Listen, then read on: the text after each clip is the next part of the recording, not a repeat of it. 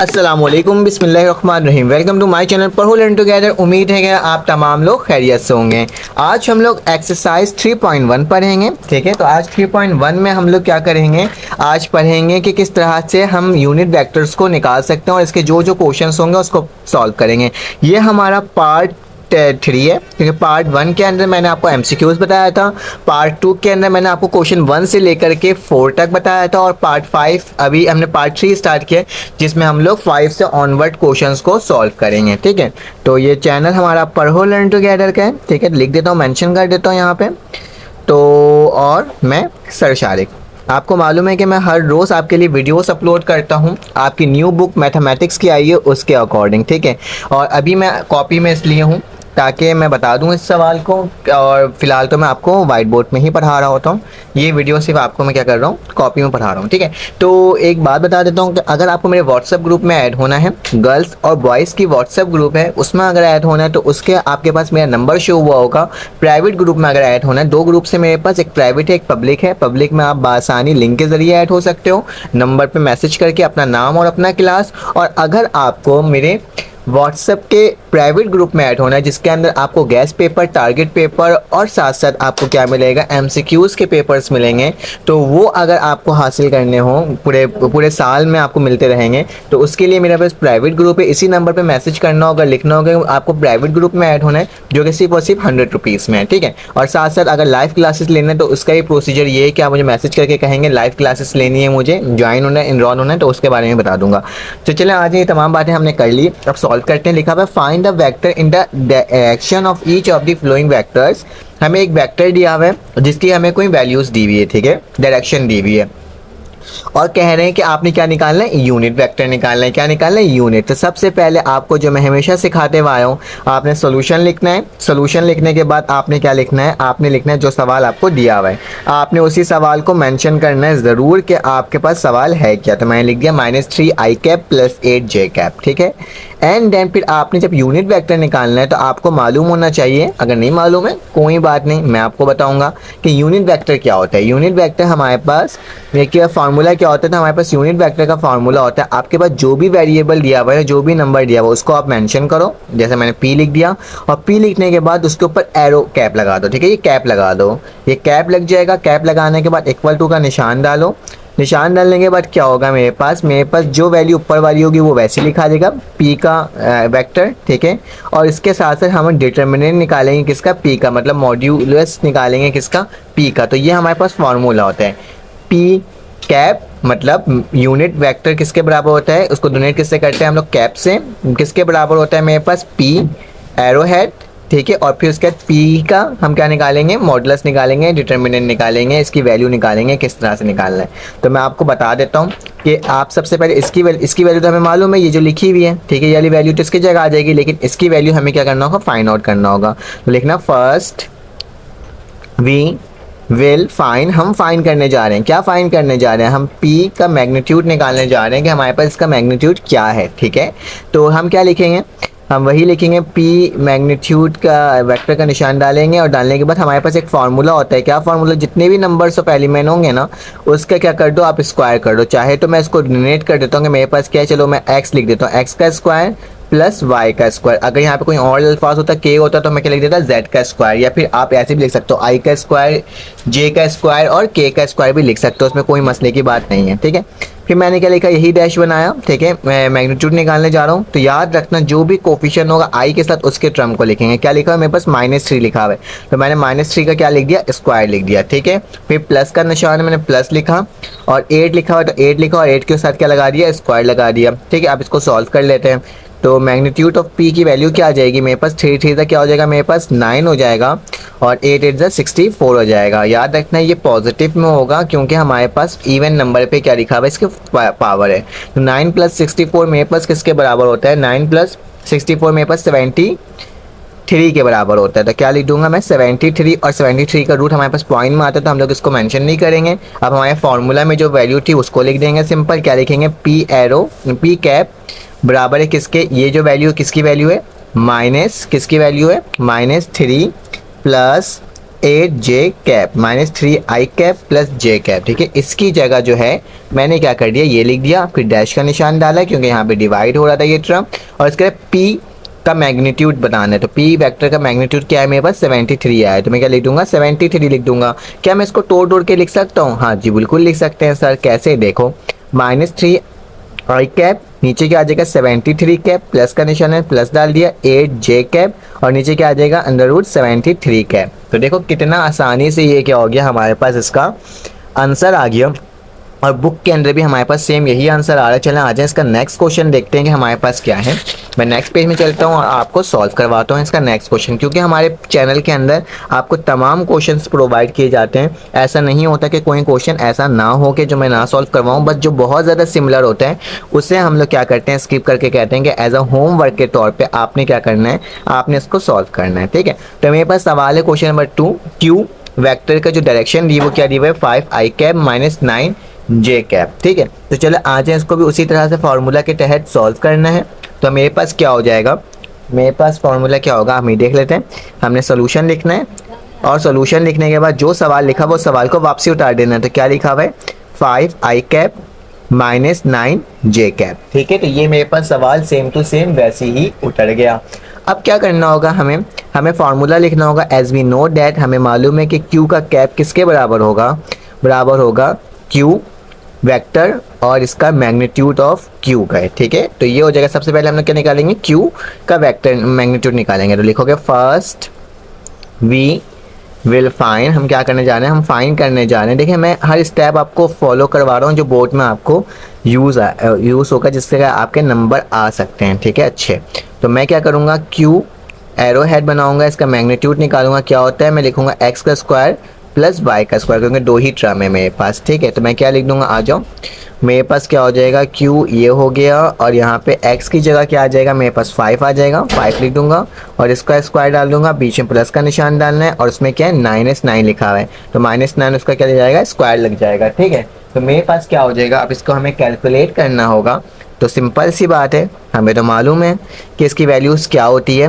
5 से मेरे पास क्या होता है 25 हो जाता है, प्लस 9 से मेरे पास 81 हो जाता है। अब हमें इन दोनों को प्लस करना है, और इन दोनों को जब हम प्लस करेंगे तो हमारे पास क्या वैल्यू आएगी 106। क्या आ जाएगी 106। तो मैं क्या लिख दूंगा 106, और 106 का भी हमारे पास कोई ऐसा रूट नहीं होता। तो अब हम क्या करेंगे, फार्मूला के अकॉर्डिंग उसमें पुट कर देंगे कि क्यू कैप बराबर हो जाएगा किसके, क्यू की वैल्यू लिखेंगे, इस क्यू की वैल्यू लिखेंगे। क्यू की वैल्यू क्या है मेरे पास 5 माइनस, क्या है मेरे पास 5 माइनस 9j। तो क्या लिख दूंगा 5i cap minus 9j cap, और नीचे क्या आ जाएगा 106। तो इसको अलग-अलग करके लिख दो, तो हमारे पास q की वैल्यू आ जाएगी। क्या आ जाएगी 5i, नीचे क्या आ जाएगा 106 माइनस 9j, और नीचे क्या आ जाएगा 106। देख रहे हो कितना आसान सा था सवाल, और ये वाला भी सवाल मेरे पास क्या हो गया, सॉल्व हो गया। अब क्या करना है, मेरे पास नेक्स्ट क्वेश्चन में चलना और देखना है किस तरह से सॉल्व होगा। तो मेरे पास नेक्स्ट क्वेश्चन भी आपके पास बिल्कुल सामने मैं लिखने जा रहा हूँ, साथ साथ लिख भी दे रहा हूँ क्वेश्चन, कि हम लोग एक बिल्कुल डायरेक्ट सॉल्व कर रहे हैं, कोई इस तरह से रोक के नहीं कर रहे हैं, ताकि हमारे पास एक सीक्वेंस में वीडियो बन जाए। ठीक है, तो मैंने लिख दिया r की वैल्यू क्या आई हुई है मेरे पास 10i और 12j। चलो इसको भी सॉल्व कर लेते हैं और देख लेते हैं कि इसकी वैल्यू क्या आ रही है मेरे पास। हम लोग सॉल्यूशन लिखेंगे, और सॉल्यूशन लिखने के बाद जो सवाल लिखा होगा उसको वापसी से उतार देंगे, 10i माइनस 12j। ठीक है, ये वाली हमारे पास वैल्यू है। अब हम लोग क्या करेंगे, मैं एक बार सवाल को मैच कर लेता हूँ, क्या मैंने सवाल सही तो लिखा है ना, कि मेरे पास r की वैल्यू क्या है 10i cap minus 12j cap. बिल्कुल सही सवाल लिखा है, तो हमारा जवाब भी बिल्कुल सही ही आएगा। तो चलें आ जाएं आगे चलते हैं। फार्मूला क्या होगा, r जो वेरिएबल होता है उसी को हमने शो करना होता है। ठीक है, तो मैंने वही शो किया। हमारे पास क्या होता है r वेक्टर और r ही का मैग्नीट्यूड। ठीक है, आप बार बार बोलोगे अल्फ़ाबेट कैसे चेंज हो जा रहे हैं, ऊपर से देख के जो अल्फ़ाबेट दिया हुआ है उसी अल्फ़ाबेट को हम लोग एज अ फार्मूला बना रहे हैं। ठीक है, अब क्या करेंगे, फर्स्ट वी विल फाइंड लिखेंगे, फर्स्ट वी विल फाइंड, हम फाइंड करने जा रहे हैं क्या, सबसे पहले r का ये। ठीक है, तो मेरे पास क्या हो जाएगा x square plus Y square. तो एक्स स्क्वायर की वैल्यू क्या है मेरे पास, देख लो और जल्दी से देख के बताओ मेरे पास क्या आ रही है। मेरे पास आ रही है एक्स स्क्वायर की वैल्यू 100 का स्क्वायर, फिर प्लस का निशान, वाई की वैल्यू क्या है मेरे पास 12 का स्क्वायर है। ठीक है, तो हमने सेम टू सेम वही लिख दिया है। ठीक है, अब क्या करना होगा, हमें सॉल्व करना होगा आगे। तो सिंपल सी बात है, हमें क्या करना होगा इसका, हमें इसका रूट मतलब कि सबसे पहले इसका स्क्वायर निकालना होगा और किसका निकालना होगा, इसका स्क्वायर निकालना होगा। तो देख लेते हैं कि मेरे पास किस तरह से हो जाएगा। मैं क्या लिखूँगा, तो क्या करेंगे, ये लिखा मैंने, इसके बाद क्या कर दूंगा, 100 का स्क्वायर, 10 का स्क्वायर क्या होता है 100 होता है, और 12 का स्क्वायर पॉजिटिव में आएगा क्योंकि स्क्वायर लिखा हुआ है तो 144 होता है। ठीक है, अब क्या करना है, इसको हम लोग एक दूसरे के साथ प्लस कर देना है। तो मेरे पास क्या हो जाएगा, जब मैं इसको 100 से प्लस करूँगा मेरे पास 244 हो जाएगा। ठीक है, तो क्या लिख दूंगा मैं 244। अब 244 का आप रूट देख लो कि हमारे पास रूट आता है कि नहीं आता। तो 244 का रूट आता है मेरे पास 2 और 61। ठीक है, तो इसको मैं इस तरह से लिख सकता हूँ, लेकिन बुक के अंदर हमारे पास क्या लिखा हुआ है, हमारे बुक में कुछ और आंसर आ रहा है। 261 की जगह कुछ और ही इन्होंने लिख दिया। मैं फिर से देख लेता हूँ मेरे पास क्या आ रहा है। मैंने रूट निकालना है किसका, 244 का, तो मेरे पास क्या आ रहा है 261 आ रहा है। तो मैं यही लिखूँगा सेम टू सेम जिस तरह से हमने काम किया था। तो क्या हो जाएगा मेरे पास, आर कैप किसके बराबर हो जाएगा, आर डैश है ना, ये वाली वैल्यू लिखो, क्या लिखा है 10, आई कैप आ जाएगा -12, जे कैप आ जाएगा, इन सब के नीचे क्या आ जाएगा मेरे पास 2√61। ये कैलकुलेटर में आप देख भी सकते हो कि 2√61 आया है मेरे पास जब मैंने इसका वो लिया, रूट लिया। ठीक है, तो मैं क्या करूँगा, अब इसको अलहदा करके लिखूँगा। तो अलहदा करके लिखने का तरीका क्या होता है, आई कैप नीचे 2√61 और यहाँ पे क्या आ जाएगा -12 जे कैप और नीचे का आ जाएगा 2√61, 2 1 2, 2 5 10, 2 1 2, 2 6 12। तो मेरे पास क्या आ जाएगा इसका आंसर सिंपल सा कि आर कैप की वैल्यू क्या आ गई 5 आई कैप अपॉन √61। ठीक है, उसी तरह से माइनस का निशान 6 जे कैप की वैल्यू क्या आ गई √61। तो ये मेरा क्या हो गया, आंसर हो गया। कितना आसानी से सॉल्व कर दिया हमने तीसरा सवाल भी। तो चलें आज नेक्स्ट सवाल करते हैं सॉल्व और देख लेते हैं कि इसकी वैल्यू हमारे पास बुक के अंदर क्या गिवन है। हम लोग न्यू बुक के अकॉर्डिंग सवाल सॉल्व कर रहे हैं और कोशिश पूरी कर रहा हूँ मैं आपको सॉल्व करवाने की। तो ये क्या हो गया मेरे पास, ये एरो हेड लगा दिया मैंने, आई लिख दिया प्लस लिख दिया 5 जे कैप लिख दिया। ठीक है, हमारे पास एस की वैल्यू है इस दफ़ा। तो चलें आ जाएं इसको भी सॉल्व कर लेते हैं और देख लेते हैं किस तरह से हो रहा है। सोल्यूशन लिखा, सोल्यूशन लिखने के बाद क्या लिखोगे, जो सवाल मेंशन है उस सवाल को वापसी लिख दोगे, 5 जे कैप लिख दोगे। ठीक है, इसके बाद क्या करोगे, इसके बाद हमने करना होगा, इसे सेट कर लेते हैं। इसके बाद हमें फार्मूला लिखना होगा। फार्मूला क्या होता है, एस कैप बराबर होता है किसके, एस एरो हेड, और इसमें क्या हो जाएगा मैग्नीट्यूड ऑफ एस। ठीक है, हम लोग मैग्नीट्यूड भी एस लिख देंगे। अब क्या करेंगे, इसका मैग्नीट्यूड निकालेंगे। तो मैग्नीट्यूड निकालने का आसान तरीका क्या हो जाएगा मेरे पास, मुझे मालूम है और आपको भी मालूम है कि हमारे पास ये किसके बराबर होता है, ये बराबर होता है x square plus Y square के। तो आ जाओ, अब क्या करेंगे, एक्स स्क्वायर की वैल्यू लिखेंगे, क्या लिखा हुआ है 7 का स्क्वायर प्लस मेरे पास 5 का क्या हो जाएगा, 5 का ऊपर भी स्क्वायर लग जाएगा क्योंकि एक्स बाय हम लोग उसी को डोनेट कर रहे हैं। ठीक है, अब क्या हो जाएगा, आगे चलते हैं क्योंकि काफ़ी एक ही जैसा सवाल है, बार बार हम लोग वही करे जा रहे हैं, शायद आप बोर तो नहीं हो रहे होगे ना। 7 7 49 हो जाएगा और 5 5 25 हो जाएगा। ठीक है, तो 25 को आप प्लस कर दो किससे, 49 से, तो मेरे पास क्या आता है 74 आ जाता है। तो क्या आ जाएगा 74। तो मैं लिख दूंगा एस एरो हेड की वैल्यू क्या आ गई मेरे पास 74 अंडर रूट। 74 का रूट फिलहाल कोई निकलता नहीं है तो हम लोग फार्मूला के अकॉर्डिंग लिख देंगे कि एस एरो हेड की वैल्यू क्या है, मेरे पास इक्वेशन क्या थी, इसकी वैल्यू 7 और आई कैप जे और कैप, और नीचे क्या आ जाएगा मेरे पास 74। तो 74 को अलग करके लिख देंगे। तो एस कैप की वैल्यू क्या आ गई 7 आई कैप अपॉन 74 ये प्लस का निशान पे 5 जे कैप की वैल्यू क्या आ गई 774। देखो इस तरह से हमने ये वाले सवाल को भी सॉल्व कर लिया। चलें आ जाए इसका क्वेश्चन नंबर 6 सॉल्व करते हैं। अब हमारे पास क्वेश्चन नंबर 6 आ गया। इसके अंदर क्या लिखा हुआ है, find a vector in each of the direction in the direction of each of the flowing vector which given magnitude. हमारे पास एक डायरेक्शन दिया हुआ है, ए का वेक्टर दिया हुआ है और उसका मैग्नीट्यूड क्या दिया हुआ है 6 दिया हुआ है। अब बोला जा रहा है कि आपने इसकी डायरेक्शन मालूम करनी है कि किस तरह से आएगा एज इट इज, मतलब कि हमें वेक्टर की डायरेक्शन मालूम करनी है। तो हम सबसे पहले पार्ट 1 को ही सॉल्व करेंगे। ठीक है, सोल्यूशन लिखना और पार्ट 1 लिखेंगे। पार्ट 1 में मेरे पास क्या है, ए की वैल्यू क्या है 2 आई कैप माइनस 3 जे कैप और इसकी मैग्नीट्यूड कितनी दी हुई है, हमें मैग्नीट्यूड दी हुई है ठीक है, इसको समझने वाला क्वेश्चन है, आसान से, इतना कोई मुश्किल नहीं है। 6 यूनिट है। ठीक है, अब हमें क्या करना होगा, हमें सबसे पहले इसका हमें क्या निकालना होगा, हमें इसका एज अ यूनिट वेक्टर निकालना होगा, इसकी वैल्यू निकालनी होगी एज अ यूनिट वेक्टर। तो कैसे, हमारा फार्मूला क्या होता है यूनिट वेक्टर का, हमारे पास ए कैप जो होता है वो बराबर होता है किसके, ए के ही क्या हो जाएगा, वेक्टर के, और उसी के मैग्नीट्यूड ए के। ठीक है, तो ये मेरे पास क्या निकलता है, ये मेरे पास फार्मूला होता है, किसका होता है, जब भी हमें यूनिट वेक्टर निकालना होता है। तो सबसे पहले हमें इसका क्या निकालना होगा, यूनिट वेक्टर निकालना होगा। अब यूनिट वेक्टर निकालने से भी पहले हमें क्या करना होगा, हमें इसका मैग्नीट्यूड निकालना होगा, इसी नंबर का क्या निकालना होगा, मैग्नीट्यूड। तो लिखना फर्स्ट, जैसे हमने क्वेश्चन नंबर 5 किया ना, सेम उसी तरह से करेंगे, बस नीचे जाके इसकी वैल्यू में कुछ चेंजेस आएगी। फर्स्ट वी विल फाइंड, हम क्या करने जा रहे हैं, फाइंड करने जा रहे हैं, क्या चीज़ फाइंड करने जा रहे हैं, हम लोग फाइंड करने जा रहे हैं ए का मैग्नीट्यूड। ठीक है, तो ए के मैग्नीट्यूड निकालने का तरीका क्या होगा, ए मैग्नीट्यूड वैसे ही लिखोगे और यहाँ क्या लिख दोगे, एक्स का स्क्वायर प्लस वाई का स्क्वायर। ठीक है, तो ये भी मेरे पास फार्मूला है। तो चलो आ जाओ, ए ये करा मैंने, एक्स के स्क्वायर की जगह क्या लिखूंगा, मैं 2 लिख दूंगा और 2 के ऊपर स्क्वायर लगा दूंगा, और वाई की जगह क्या लिख दूंगा, 3 लिख दूंगा, माइनस का 3 है, और उसके ऊपर क्या लगा दूंगा, स्क्वायर लगा दूंगा। ठीक है, तो मेरे पास ए की वैल्यू क्या आ रही है, 2 2 मेरे पास 4 हो जाएगा, और 3 3 मेरे पास 9 हो जाएगा। ठीक है, तो मेरे पास 4 + 9 किसके बराबर होता है, 13 के बराबर होता है। किसके बराबर होता है, 13, √13 वैसे ही लिख दिया। तो मेरे पास एक वैल्यू तो निकल गई। ठीक है, आपके सामने निकल गई। अब सेकंड वैल्यू क्या निकालेंगे हम लोग, ए कैप की वैल्यू निकालेंगे। तो मेरे पास फार्मूला क्या होता है, ए कैप बराबर होता है मेरे पास ए हैरो हेड, मतलब के वेक्टर के। तो वेक्टर की वैल्यू क्या है मेरे पास, 2i। ठीक है, और उसके बाद क्या लिखा, -3 जे कैप, और नीचे क्या आ जाएगा, जो हमें मैग्नीट्यूड निकाला है, अभी निकाला है ना, तो मेरे पास 13 आ जाएगा। अब इसको अलग-अलग करके लिखना है। ठीक है, तो ए कैप बराबर हो जाएगा 2i कैप -3 जे कैप, नीचे क्या आ जाएगा, √13, और यहाँ पे भी क्या आ जाएगा, √13। ठीक है, इसको अलग-अलग करके लिख दिया। तो मेरे पास एक टर्म तो निकल गई, इसका मैंने मैग्नीट्यूड और यूनिट वेक्टर निकाल दिया। अब याद रखना, क्योंकि इसमें लिखा हुआ है डायरेक्शन मालूम करना है, और इसमें ये भी लिखा हुआ है कि ये जो है इसी का मैग्नीट्यूड क्या है, 6 है।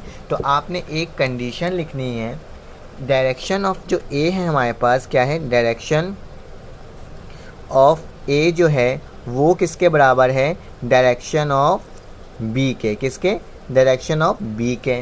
डायरेक्शन जो ऑफ ए जो है वो किसके बराबर है, डायरेक्शन ऑफ बी के। मतलब आपको लेट अज्यूम करना है, क्या करना है, मैं यहाँ पे लाइन खींच के यहाँ पे अज्यूम कर देता हूँ कि लेट कर लेता हूँ कि मेरे पास क्या है, मेरे पास जो बी है वो किसके बराबर है, मेरे पास ए के बराबर है, ए के डायरेक्शन के। तो ये ए का हमने मैग्नीट्यूड निकाला है, तो मेरे पास क्या हो जाएगा, ये आ जाएगा मेरे पास, क्या आ जाएगी इसकी वैल्यू, मेरे पास ये ए के बराबर है, तो मेरे पास क्या आ जाएगा इसके वैल्यू, मेरे पास आ जाएगा 1/a आया है, तो मतलब ए कैप आया है। ठीक है, तो मैंने क्या लिख दिया यहाँ पे, ए कैप लिख दिया। अब क्या करना होगा, ए कैप की जो वैल्यू है उसको लिखना होगा, और लिखने के बाद आपको क्या करना होगा, जो आपको मैग्नीट्यूड दी हुई है ना, उससे उसको मल्टीप्लाई कर देना होगा। ठीक है, क्योंकि हम बी की वैल्यू अपनी निकाल रहे हैं। तो मेरे पास क्या हो जाएगा, ए कैप की वैल्यू मेरे पास क्या आई है, ए कैप की वैल्यू मेरे पास आई है 2i 13 -3 जे और 13। इसको लिखूंगा मैं कैसे, इसी तरह से 2i कैप अपॉन √13 माइनस का निशान 3 जे कैप अपॉन √13, और इसको मल्टीप्लाई किससे करवा दूंगा, यूनिट से। किससे करवा दूंगा, यूनिट से। यूनिट इसकी कितनी है, 6 है। याद रखना, हर सवाल में यही करना होगा हमें, क्या हमें एज आ यहाँ पे एक कंडीशन लिखनी होगी, डायरेक्शन ऑफ ए किसके बराबर है, डायरेक्शन ऑफ बी के। तो मैंने लेट अज्यूम कर लिया कि बी किसके बराबर, ए एरो हेड के, और ए एरो हेड की हमने वैल्यू क्या निकाला था, ए कैप निकाला था। और जब ए कैप की वैल्यू निकलेगी तो उसको हम मल्टीप्लाई किससे करेंगे, 6 से कर देंगे। अगर जो भी यूनिट दी हुई होगी ना उससे मल्टीप्लाई कर देंगे।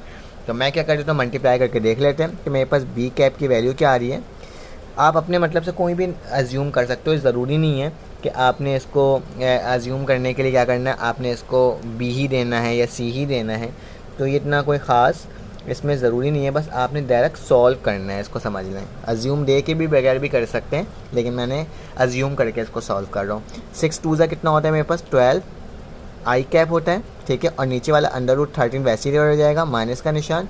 6 3 मेरे पास कितना होता है, 18 जे कैप, और नीचे क्या आ जाएगा, √13। तो मेरे पास वैल्यू क्या आ गई, मेरे पास बी की वैल्यू आ गई 12 आई कैप अपॉन √13 -18 जे कैप 13। देखो कितना आसान सा सवाल था और ये भी क्या हो गया, सॉल्व हो गया। ठीक है, अभी मैं इसका दूसरा सवाल सॉल्व करूँगा ना तो आपको ज़्यादा अच्छे से होगा। इस दफ़ा क्या लिखा हुआ है, b लिखा हुआ है इसके बराबर और मैग्नीट्यूड 7 लिखा हुआ है। तो मैं क्या लिखूँगा, वही चीज़ को लिखूँगा पीछे दोबारा से कि मेरे पास जो b की वैल्यू है, b की वैल्यू इसमें है किसके बराबर है, b की वैल्यू मेरे पास है 10 आई कैप माइनस 9 जे कैप, और इसकी मैग्नीट्यूड कितनी दी हुई है, मैग्नीट्यूड हमें दिया हुआ है 7 यूनिट। तो क्या लिख दूंगा, 7 यूनिट। तो मैग्नीट्यूड मेरे पास क्या आ गया इसका, 7 यूनिट। जैसे लिखा हुआ था वैसे ही लिख दिया, सवाल में जो मेंशन था मेरे पास 7 यूनिट।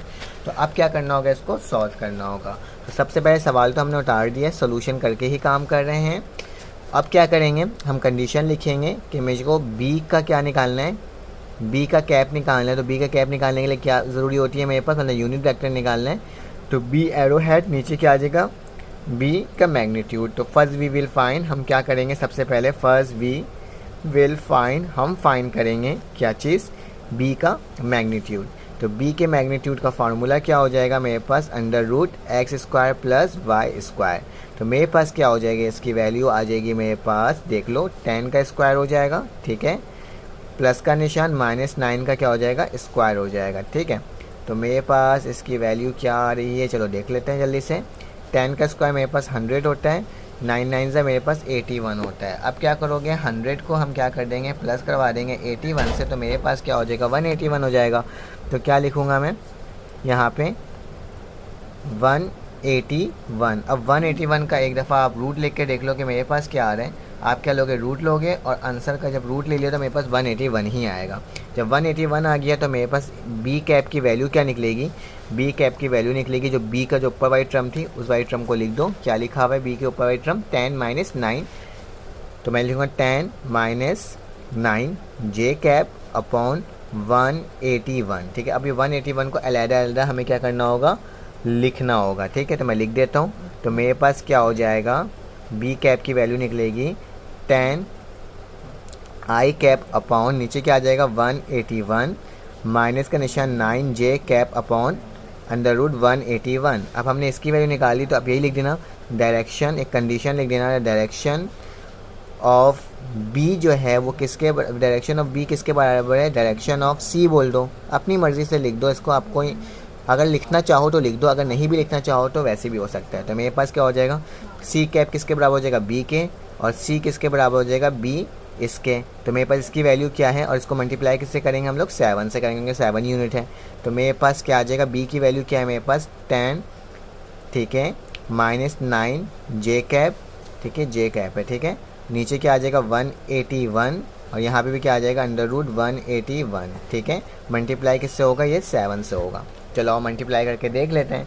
जब मैं इसको मल्टीप्लाई करूँगा तो मेरे पास क्या आ जाएगा, मेरे पास आ जाएगा 7 को 10 से किया तो मेरे पास आ गया 70 आई कैप, और यहाँ पे क्या आ जाएगा 181, माइनस का निशान 63 जे कैप, क्योंकि 7 9 जा 63 होता है, और नीचे क्या आ जाएगा 181। तो ये हो गया मेरा क्या आंसर, हो गया सेकंड पार्ट का भी। देखो कितना आसान तरीके से हो गया ना सॉल्व, कोई मसले की बात आई ही नहीं। अब हमारे पास लास्ट है, लास्ट वन को भी कर लेते हैं।